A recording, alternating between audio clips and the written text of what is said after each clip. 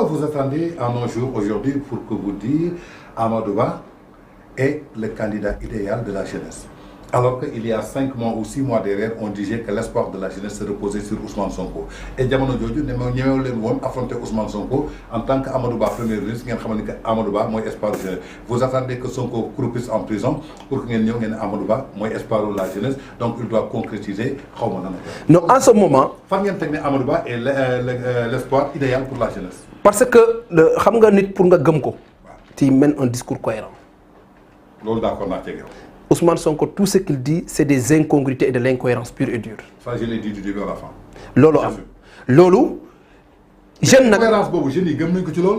Waaw mais xam nga manipulation Ablaye Wade doon wax ñu am solo. Gëm nañ ko ci. Xam nga so xolé le Mekanf. Dañ la wax né le peuple croit au mensonge. Et plus que le mensonge est gros, plus que le peuple l'écoute. Et au finish, il parvient à le réduire en une règle. Effectivement. En une règle, autant pour moi. Lolo, cette règle là nga xamné peuple mom la don indi di len di wax lo xamantene amul di len di inventer lo xamantene des chimères ana Auchan dégage Ziguinchor mu ngi waaj a inauguré Auchan ana France dégage France mom la njëkk a recevoir mu nga France il y a ces choses honnêtement parler, je le dis, hein, parfois même j'ai des problèmes de comprendre ces jeunes là. Le gars là, il est totalement incohérent jusqu'à l'ADN. Nous parvenons à croire à ces manipulations là. Non, aucun fondement, ce n'est que de la mauvaise serre. Lol. Pourquoi Amadou Ba est le candidat idéal? Au moment où on défendait notre président de la République. Parce qu'en ce moment, le président n'avait pas choisi. Je fais partie des premières personnes qui ont eu à défendre le deuxième quinquennat. Parce que là, la Constitution, il y a un président Macky Sall qui a le deuxième quinquennat. Démocratiquement, constitutionnellement, numériquement et politiquement, mais moi, ce que je maye, code d'honneur boo xamantene mësu wax sénégalais damay bokk dem ba wax ne duma bokk tanal ñu kenn kooku noonu yaakaar naa ne képp kuy ndaw nekk dans le parti nekk Sénégal gëm nag la parce que lu may wax rek képp ku gëm ne Sénégal jàmm la war a dund ci jàmm lañ nekk saytaane bi jël nañ ko tëj nañ ko kaso loolu yaakaar naa war nga militer pour que Amadou Ba falu pour que la paix et la stabilité là qui règne dans ce pays parce que gëj nañ fi dégg ay concert casserole gëj nañ fi dégg ay grenades lacrymogènes gëj nañ dégg ay saaga kilifa diine gëj nañ dégg ay saaga kilifa aada loolu yëpp su amee c'est grâce au gars qui a été emprisonné et c'est grâce maintenant à la présence d'une personne boo xamante ne c'est un produit de synthèse ñëw juddoo Sénégal yaroo Sénégal jàngee Sénégal nekk un pur produit de l'État nekkoon nag nek patron ñi nga xamné tous ces troubadours là nga xamné dañuy rodé né dañu bëgg nek mu nekkon sen patron jangal len les normes de l'administration ñooñu nak yaakaar naa ne képp kuy naw Amadou Ba je pense que c'est la personne que nous devons éprouver que nous devons accompagner que nous devons défendre et que Inch'Allah se battre pour que Inch'Allah élection président 2024 ñu am ndam parce que c'est l'espoir. Est-ce que tay gisoni que yeen responsable politique yi yéen ñi nga xamante ni président de la République jox na leen bépp privilège yéen directeurs généraux yi yéen ministres yi nga xam ne am ngeen bépp privilège pour que nga mën a défendre bilan boobu ba yëkkati maanaam la vérité teg ko ci kanamu jeunesse bi nga xamante ni Ousmane Sonko gëm na leen ay mensonges est-ce que yéen fayewul leen seen mission parce que barki démb ci Fatick quand on entend le discours de Macky Sall on dit que c'est un Macky Sall qui a été très remonté par ses militants d'abord par ses sympathisants par ses directeurs généraux et par ses ministres tey yéen lan moo doonoon seen rôle jamono ji nga xamante ni Ousmane Sonko ak ay nitam ñu ngi occupé terrain bi war a dugal ci bopp jeunesse bi benn mensonge alors qu'en ce moment Macky Sall était en train de réaliser bëgg ne boo xam ci benn vidéo ñu doon naan la vision de Macky Sall ne dépasse pas Diamniadio xanaa demuñu Casamance xanaa demuñu pont Foundiougne bi xanaa demuñu foofu yéen lan moo doonoon seen rôle est-ce que Macky pouvait toujours communiquer alors que vous avez des occasions d'aller sur les plateaux vous êtes le parti au pouvoir boobu yéen fan ngeen nekkoon. Bon xam nga man souvent je ne veux pas parler de parce que le moi est haïssable mais man. muy yow di directeur généraux yi di ñuy militer parti yi yor ngeen xaalis yor seen i 4-4 seen 8-8 nekk di def lu leen neex dem teeru bi di toog di jël seen i jéeg ak seen i jànq loolu ngeen fi nekkee. subhanallah loolu laa fa gis. subhanallah Tange. directeur généraux yëpp ñu ngi woon terre bi 16h ñu ngi foofu. Tange caga ji wër leen. subhanallah subhanallah subhanallah non non bul dugg ci débat boobu ba loolu man dama ci dugg. parce que man nekkuma man mën nga ma wër teeru bi dama gis. boolewuma la ci mais yéen ñëpp laay boole. waaw non non waaw mais léegi bëgg am exception. directeur généraux laa gis ñu joxe rendez-vous seen bureau ma dugg teeru bi fekk leen ñu ngi toog teg seen ay boissons caga ji wër leen. subhanallah Tange wax jooju moom da nga ma koy jégal man loolu dama ci wax. honnêtement parler xam nga koo gis aussi ak sa éducation man li ma ci xam rek mooy ne Samba Ndong képp ku xool Google wala YouTube li ma def ci défendre président Macky Sall sur les moyens financiers techniques et communicationnels bakkuma sama bopp. mais Macky dafa doon am ay mais néew na mais xam nga loolu nag engagement politique la parce que man mi nga xam ne dem naa si biir 4 attaques dans ma commune. gars yi ñëw effroyablement di attaqué si ma. te wóor na ma joxuñu la ay moyens. joxuñu la oto. non loolu garaawul. loolu garaawul loolu bon man je le fais parce que je suis un militant. je suis un soldat de mon parti politique. parce que le militantisme demande de l'engagement et des risques et de la détermination. ce militantisme là qui m'anime képp koo xamante ne jeune nga di ànd ak man yooyu la lay inculquer parce que man loolu laa jàppee ne noonu la war a demee ci politique fu mu nekk nag. ku tëdd ci say milliards di koy defee naka su dul noonu kooku sa conscience su la ko mayee defal mais man sama conscience li ma may ak sama pudeur ak sama dignité mooy ne centime président Macky Sall du ma ko nag di tëdd lépp lu ma mën man da ngay gis ma def émission tey suba ginnaaw suba wala ma nekk ci télévision di def nekk chroniqueur en tant que responsable nekk chroniqueur di lundi au vendredi.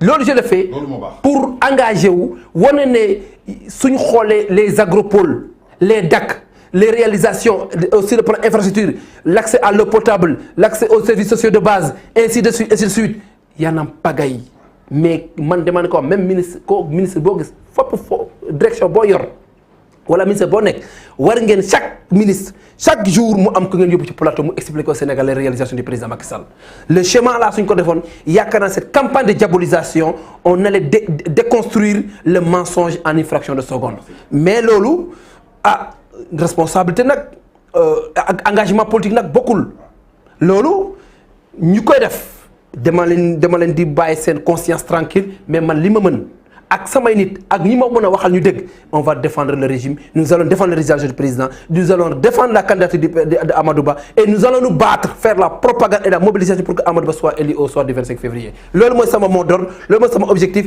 te loolu ci loolu laa nekk képp ku ma mën a oo nag ci loolu dama koy def. am nga ci plein droit comme toujours ñu ngi fii ci pause café ginnaaw bi nga xamante ni ñi ngi jëm ci élection yi ñi ngi ci dernière heure yi nga xamante ni parrainage yi lañ ko war a boucler ñu jëm ci deuxième étape bi mooy dépôt caution yi gis nañu Karim Wade moo njëkk a yóbbu caution bi daal di koy déposer mooy un candidat boo xamante ni depuis 7 ans kenn gisu ko Sénégal. mais ñoom est-ce que parrainé nañ. loolu moom kenn caution bi daal dem nañ ko déposer ci. non man de wax dëgg neex la. jël sox nañ leen quittance jox leen attestation ndaxte turu Karim Wade mi ngi ci liste yi mais lu ma jaaxal mooy candidat bi boobu ba tey gisuñu communiqué gisuñu dara te waa PDS ñu ngi continuer seen ay campagne en tant qu'un chroniqueur politique. lan aspect boobu yow naka nga ko jàng.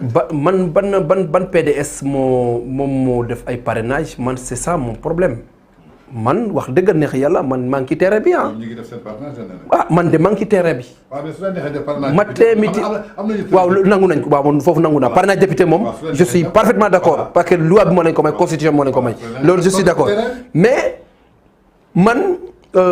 li ma ñor rek mooy sama candidat pas en tant qu'un politicien de APR en tant que chroniqueur tey nga nekk ci parti politique un candidat bi déposé caution ay éléments am di ko battre campagne ñi gis ay retour ay ñoom Kalidou Diallo ñoom ñëpp a ngi ñëwaat ñi bàyyi woon ñëpp. waaw loolu show la loolu show politique la xam nga politique aussi xam nga show politique dafa am gars yi dañuy nekk ci la quête effrénée du buzz di def show di créer show loolu du ñàkk ci politique mais li nga xam ne moom moo fi nekk sur le terrain xam nga nag mënoo nekk tëdd Qatar pendant des années et des années toog foofu ne da ngaa bëgg a nekk président Sénégal loolu yàpp Sénégal di ko weesu yow xooloo Sénégal ci lu ñu nekk xooloo ci lu ñuy dund xooloo seen métier xooloo les heures et l'heure yi nga xam ne am na fii par rapport à la stabilité du pays mosoo ko condamné mosoo ci addu nekk di lekk say milliards xaw ma say millions xaw ma looy lekk nga ñëw en un bon jour ñeen ñoo déggoo sax wolof bu leer ne da nga ñëw jiite Sénégal loolu yaakaar naa ne sénégalais ils ne sont pas aussi négligents que ça. mais ministre du ciel et du terre. waaw jamono jooju sa patron tey jii mi ngi woon ci gouvernement. waaw ministre ciel et terre boobu moo tax problème bi mu am ko. boobu xam ne noonu déggul wolof. ah boobu xam ne noonu papa moo fa nekkoon de. ah Idrissa Seck wax na ne le papa a fait son choix. Au lieu de choisir le fils politique, il a choisi le fils biologique. loolu Idi moo ko waxoon choix suuf fils biologique boobu moo taxoon mu jox ko suuf ak jaww ji le plus puissant adduna la yoroon. donc adduna boobu nag wax dëgg la soo ko yoree nag nekk un être humain naturellement da ngay def ay erreurs parce que yàlla rek moo am habilité moo mën a yore adduna ku fekkee nag da nga nekk nit ñu bëgg la jox image boobu noonu nga nangu ko di ko glorifier soo defee ay taar. soo defee ay erreur assumer ni être humain nga da nga war a def erreur loolu erreur yooyu moo ko dikkee te Karim nag wax dëgg neex yàlla je ne prends même pas comme un candidat honnêtement parler. kon yow jàppoo comme un candidat. je ne crois pas que Karim Wade est candidat. parce que tu es un chroniqueur politique ba tey suñu génnee ci Karim dañu gis ne que kii nga xamante ni moom ngeen ragal bëggu leen mu bokk ci élection yi mu yóbbu caution ngeen jël caution ba pare ngeen jégaat seet bi delloo ko muy Ousmane Sonko mi yónni Ayib Daffé pour mu déposer li nga xamante ni mooy caution CDC est-ce que CDC tey habilité wu na pour bañ a jël caution nit ki nekk kii il est éligible ou il n'est pas éligible. non xam nga ñoom dañuy caaxaan. ñoom waa Pastef. ex Pastef laa bëgg a wax sax ne Pastef parti boobu noonu. xam nga yow leer na leen ne article L222 du code électoral bi nga xam ne gis naa seen benn fookat bind ci. Amadou Ba kooku nga xam ne yaakaar ne il a des connaissances yaakaar ne toutes ces connaissances sont devenues obsolètes. dafa wax ne Ousmane Sonko CDC amuñ droit bañ a joxe bañ a recevoir caution bi mais L222 boobu noonu def leen wax ne un parti légalement constitué mooy porter candidature am yóbbu caution déposé ko un parti qui a été dissous constitué maanaam pardon constitué nañ ko légalement. légalement un parti qui a été dissous maanaam nekkul ci légal. c'est illégal maanaam lu illégal bokkatul. lu illégal bokkatul donc pourquoi ñoom ñuy. nga fekk sens interdit jaar fa nga ne dafa légal. waaw quand même loolu ay caaxaan la nañ bàyyi seen caaxaan ak foo bi. mais Amadou Ba li mu jàng en tant que un juriste pourquoi muy taxaw di c'est un soi-disant juste entre guillemets animé de mauvaise foi qui n'est pas honnête honnêteté intellectuelle dafa am solo parce que les textes soo leen di lire bu leen di interpréter nu la neex su nekkoon dissertation tey la woon wala concours la woon 0 sur 20 lay am parce que tout ce qu'il a analysé toutes ces analyses sont totalement erronées et n'ont aucune graine de fécondité pour faire germer ses idées loolu nag moom ci jëmu boppam war na defaat xoolaat boppam ci rétroviseur wala ci glace xool xam ne moom vraiment il prête le flanc moom ci boppam waru nekk ci loolu war nga politique nag war nga def engagement politique mais texte yi suñ koy wax nañ ko wax nu ko loi bi tënkee. mais lu tax tey nangu leen jël caution Sonko lan moo xew. non mënuñ jël ñun ñooy jël. waaw non CDC. CDC mooy jël. CDC ay textes ñoo ko régir. waaw texte yi dafa ne bu mu jël caution Sonko. légalement constitué la wax parti légalement constitué lañ wax. waaw parti boo xamante ne amul. waaw mais candidature indépendante am na. mais ñu Sonko 2024 la demee demul parti passé. non Sonko 2020 mais Sonko ci boppam. moom moo tànn Bassirou Diomaye Faye ne mooy seen candidat.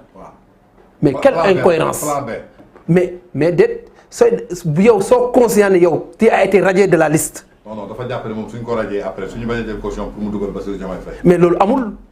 c'est candidat bi moom dañ ko war a identifier xam ne candidat bi ñun suñ coalition candidat bi lay soutenir nga dem ñu jox la nga déposer ñu jox la say quittance nga dem sa yoon. léegi tey discours Ayib Daffé bu mu def démb foofu ca buntu CDC presse bi commencé jël ko dina accuser li nga xamante ne mooy caisse de dépôt de consignation ne du moom moo habilité wu pour naan kii éligible na wala éligible tout yow ban jàngat nga am ci loolu. non caisse de dépôt il waxu ci éligibilité caisse de dépôt ci logique la nekk. xam nga lii bi dafa leer L222 L221 ngi nii L222 ngi nii nee na la les candidats.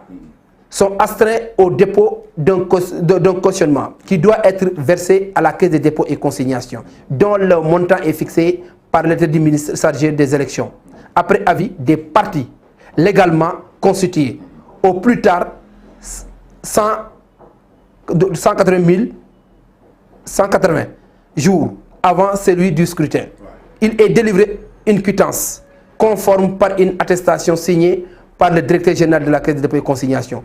Dans le cas où le candidat obtient au moins institution loolu mais fu ñu soo liiree bii nii. maanaam mooy quittance bi maanaam dañ lay délivrer quittance pour wan leen ni que déposé nga. waaw suñu saytoo nag xool ne que ndax yow sa tur bi direction générale des élections jox caisse de dépôt et de consignation pour mu jël xaalisu candidat yi su ci nekkee ñu recevoir su ci nekkul ñu delloo. mais moom turam nekkul ci sur la liste des gens. Ayib Daffé moom demoon na DGE pour jëli fiche de parrainage ak ko amul fiche de parrainage est-ce que mën na déposer caution. mënu ne. loolu tax ci show la nekk di manipuler encore opinion bi duñ wax dëgg xamuñ dëgg duñ ci wax te duñ ci mos a addu li nga xam ne moom mooy yoon wax na ko def na ko ñoom kay ñoom ñoo nekk ci seen i caaxaan te caaxaan yooyu du jàll manipulation bu du jàll victimisation bi les Sénégalais en ont marre de cette campagne de victimisation nañ bàyyi caaxaan xam ne dëgg baa ngi nii ñoom Sonko bi nga xam ne moom mooy seen candidat moom moo nekk seen kilifa moom xam na ne mënu bokk ba tan xaw ma plan A xaw ma plan B xaw ma plan X peu importe man xooluma seen i schéma ni seen i plan man sama plan mooy plan Amadou Ba sama plan mooy naka lay def pour Amadou Ba gagné mais ñoom ci ay caaxaan kese lañ nekk. d'accord tey Sonko moom ngeen jàkkaarloon mu doonoon seen opposition bi gën a radical yàlla bi dogal mu def ay erreur nga am ay ngeen teg ko sous mandat de dépôt ci juróom-ñetti chef de charge juróom-ñetti charge yooyu ngeen teg Sonko mu leer na képp kuñ ko teg sa doot doo rëcc kaso waaw ci dëkk bu mu mënte lool bu am droit ak démocratie tey même chef de charge yooyu moom la ñu toppeewaat kii di Bassirou Diomaye Faye mooy deuxième plan bu mu succédé alors que am na ñu nekk ci biti toppewu ñu leen dara pourquoi choisir ñu ñooñu qu'est-ce qui se passe dans les élections est-ce que élection dina am réellement en 2024 xam nga man lu ma vous êtes prêt à aller aux élections man ñun coalition Benno Bokk Yaakaar je suis formel ñun dañuy dem élection ñun gëm nañ ne dañu dem élection te gëm nañ ne lu ñuy liggéey ci base bi permettre nañu ñu gagner avec plus de 56% au soir des élections présidentielles. loolu ci liggéey sur le terrain lañ ko teg ci engagement lañ ko teg ci ay chiffres yu wóor yu concret lañ ko teg. mais gars yi ne nañu Sonko su bokkoon midi carte gi jeex. loolu seen waxi bopp la. est-ce que c'est réel loolu. loolu mënul nekk parce que nag yaakaar naa ne ñun mënuñ toutes les élections yu ñu def on a toujours gagner les élections te élections législatives yi nga xam ne dañuy wax ne dañ ko perdre c'est tout à fait erroné on n'a pas perdu les élections ñun ñoo ko gagné te lu tax aussi pourcentage bi demee noonu ki nga xam moo nekkoon su tête de liste les gens ne le gobaient pas moom ci bopp bu mu demee ba xam ne waa Benno Bokk Yaakaar ni je ne fais plus le poids à l'intérieur loolu tax mu am frustration interne mea culpam moo ko yëbee mu quitter le navire de la coalition Benno Bokk Yaakaar.